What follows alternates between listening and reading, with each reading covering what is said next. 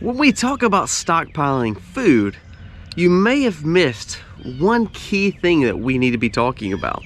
So today we're going to be talking about 10 spices that we can have in our cupboard, in our cabinets, in our pantry, all for the purpose of adding to our food for medicinal benefits, for health benefits, for boosts that we need, maybe when we're missing something in the calories that we're eating.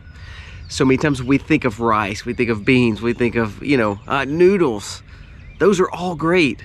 But when we can add something to it, and it's going to give us that health benefit, that health boost, that's when we really see a difference in our life. And also it will help our diets clean up and be healthier, and to know we may not be getting sick through whatever we're going through in life. So let's jump into 10 spices you need now to keep on hand and stockpile, just for safety, not only for the fact that it's adding to your food, it's a medicinal and health benefit to your body, and will be great for you no matter what happens in this crazy world we're living in. So this will be a great video today, and it all starts right now.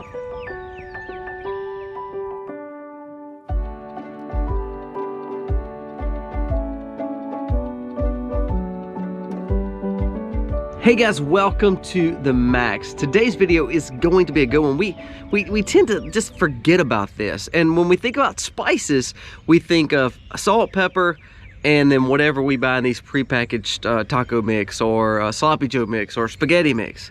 Well, I want you to kind of get away from that. For one thing, you need to be buying individual spices because they all have different benefits to your body and to your health.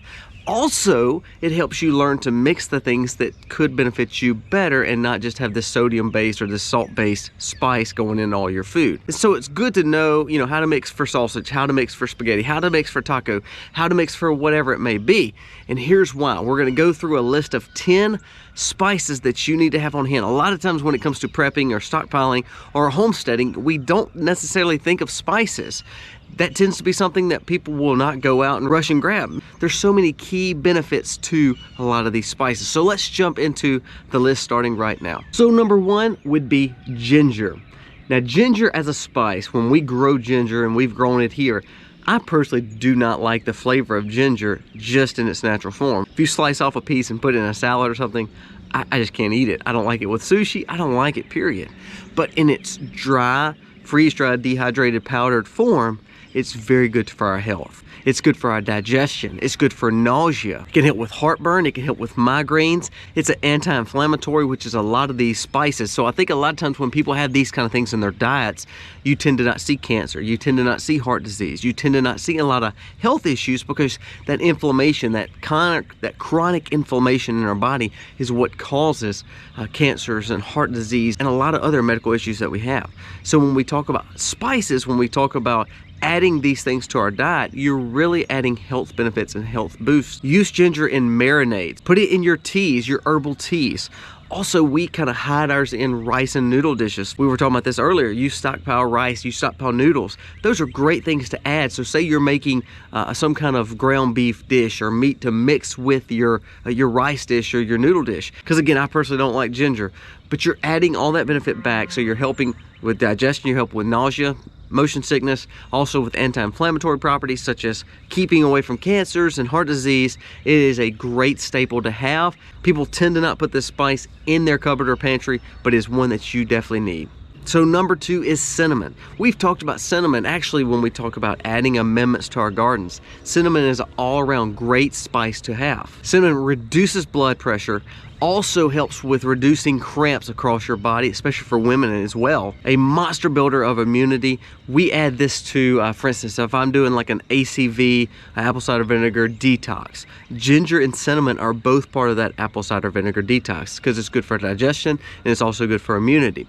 So when we add cinnamon to our diets, this is one thing that adds a great flavor. I enjoy the taste of cinnamon, but you can put a little spritz in your nutritional protein drink. You can put this on your toast. You can put this in your green grits. You can put this just about on any and everything, and you're adding so much more value other than just a little sweet taste that you enjoy for breakfast. We add this into our elderberry syrup. It's one of the spices that we personally use every time we make elderberry syrup.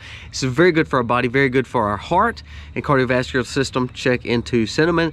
We have it in the powder form to be able to utilize, but we also have it in the cinnamon stick. So if we're making herbal teas or detoxers, or we're adding it to the syrups or to tinctures or anything like that, the cinnamon sticks tend to do a little bit better. You can strain them out. There you go. Cinnamon is a key factor for your pantry. Number 3 is a bay leaf or bay leaves. 2 ways we use bay leaves. If we're making food, of course, we enjoy it that way. But when we talk about the benefits health-wise, if we're curing meat, bay leaves are always in our brine. It helps like salt and coriander and celery seed and mustard seed and red pepper flake. It's one of those main ingredients when we make our brine to help cure inside so we can allow that meat to last longer without refrigeration. Or if we're curing out, such as like we talked about hams.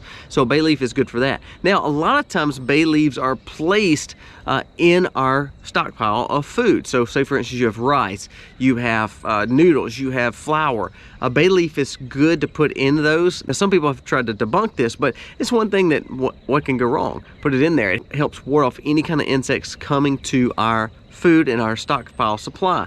So put a bay leaf in your rice, put a bay leaf in your noodles, put a bay leaf in your beans, put a bay leaf in anything that you have in flour. We don't put it in our salt and our sugar, but we do put it in just about everything else. It's good to have. It's a great insect repellent, and also it's good for any kind of brine that you're putting your meat to hopefully cure it out and not be able to have to use refrigeration all the time. Number 4 would be cayenne pepper. Now pepper is a big staple here on our property. We love it. We love adding it to dishes, but pepper is one of those things that if you look back in history, it has a lot of medicinal benefits. For instance, cayenne is a good insect repellent. We also use it in our gardens to kind of go around certain crops to keep squirrels away, to keep rabbits away, because it's so strong and distinctively smell to where a lot of the animals do not want to go near that. So strawberries, things like that, we place around so we will not have rodents come in. It's a great insect repellent as well. Now one thing about taking in cayenne pepper, I literally add cayenne pepper to just about every dish I eat, from breakfast such as eggs to our apple cider vinegar detox drink to literally any kind of meat or vegetables that I'm eating. It's very good for our bodies because it helps cleanse our bodies. It helps detox our bodies. Studies show it even can help with weight loss if you're adding it with ginger and cinnamon and apple cider vinegar. Also as a metabolism booster, it has a ton of antioxidants. So when you're adding it to dishes, even though it's adding a hot, you may not can handle some of that kind of like peppery taste. Just a little touch here and there, because then you're getting that benefit of the antioxidants. Maybe if your diet is lacking, it's a great additive for your cabinet. Number 5 is garlic. Now probably one of the best things that we grow, the one thing that Misty loves growing. We dehydrate it, we freeze dry it. Now say you can't grow it, even though it's one of the easiest things to grow indoor or outdoor, especially in cooler temps or in controlled environments. But garlic is something that you need to purchase in excess. We use garlic for, of course, food. It is an immune system boosting. It helps really ward off any kind of sickness. If my wife thinks that she's going to get sick at any point in time, she literally starts taking garlic. Now garlic is a very aromatic spice. It's hard to just eat raw. A little bit goes a long way, kind of like ginger.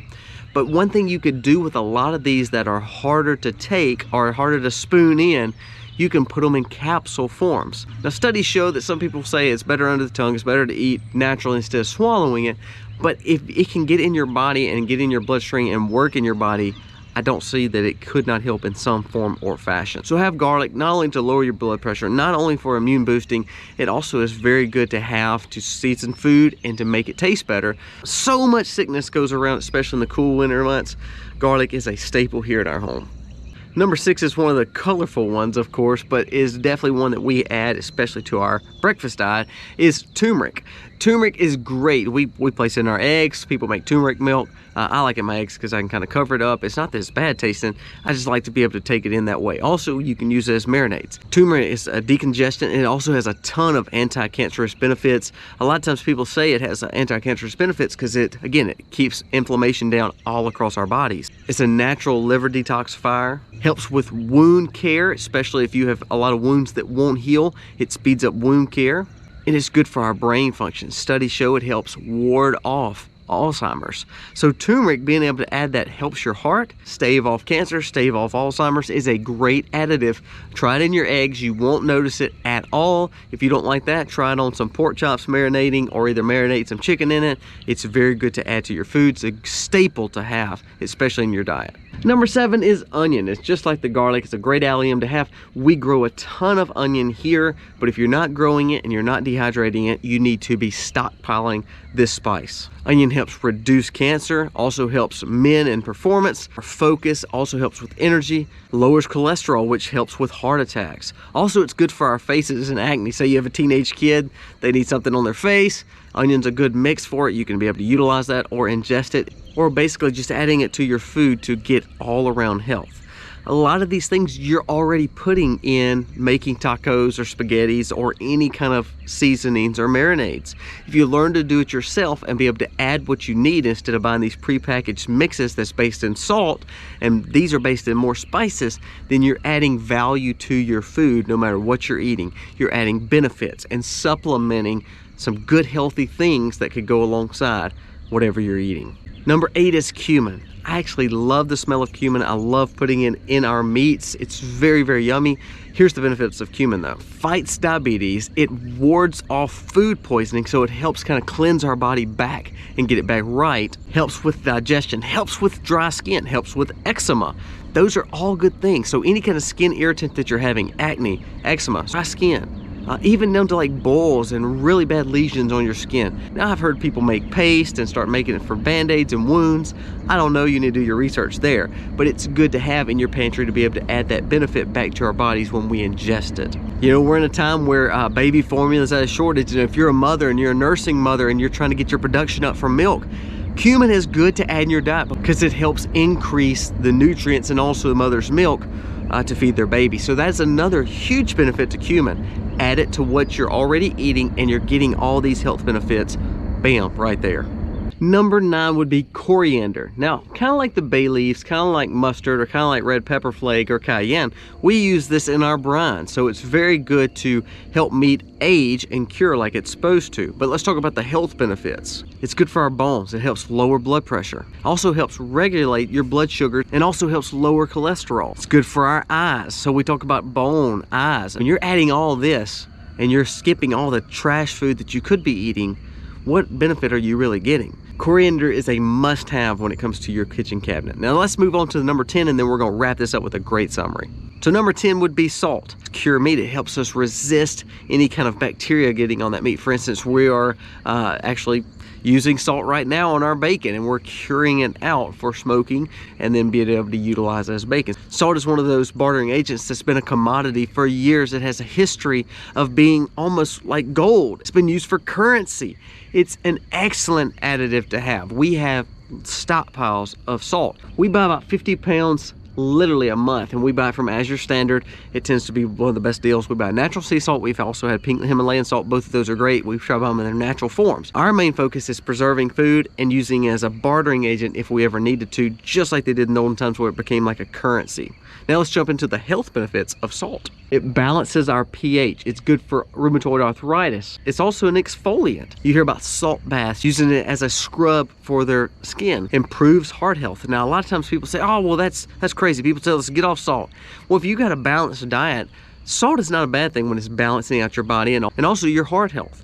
But when we abuse that, that's when it becomes an issue. So make sure all these things are used in moderation and used in the way they were supposed to be used for your body. Helps in weight loss, again, helps with blood sugar, helps regulate a typical blood pressure. Studies show it's good for psoriasis, talking about exfoliants for our skin. It's good for asthma. Salt also helps avoid dehydration, muscle cramps, even fights depression. These are all studies. These are all things that we use them for. So you need to look into studying it for yourself, for sure. But salt is a major additive and the most important spice that we would have here at our property. Wrapping this video up, you understand the value of having these things in your pantry. Most of the time our focus is always on food and on medicine and on trying to get all this stuff that we need to take care of our family, and that is all crucial. We've done tons of videos on a lot of those things, but when it comes to spices, when it comes to healing agents and having natural medicine, some of these spices could be game changers for you and your health to survive anything that's coming, or also just to help clean up your diet, to feel better, to look better, and to know God created all this stuff for our benefit, not to hurt us. So quit eating the crappy food, quit eating fast food, and start making your own food with these kind of spices. Put them up in your cabinet, in your cupboard, in your pantry, and your health will be better, your family's health will be better. And again, also when we cook and use these things, we'll be sitting together as a family around the dinner table, which is even better. So guys, thank you so much. I hope you enjoyed this video. Let me know what some other spices that you're personally using. There are so many more spices that you could be using, but these are my favorite 10, and we literally either grow these or have these or buy these or stockpile these, and we have them in our home and we're using them on a daily or weekly basis. Thank you guys for watching. God bless. Happy homesteading.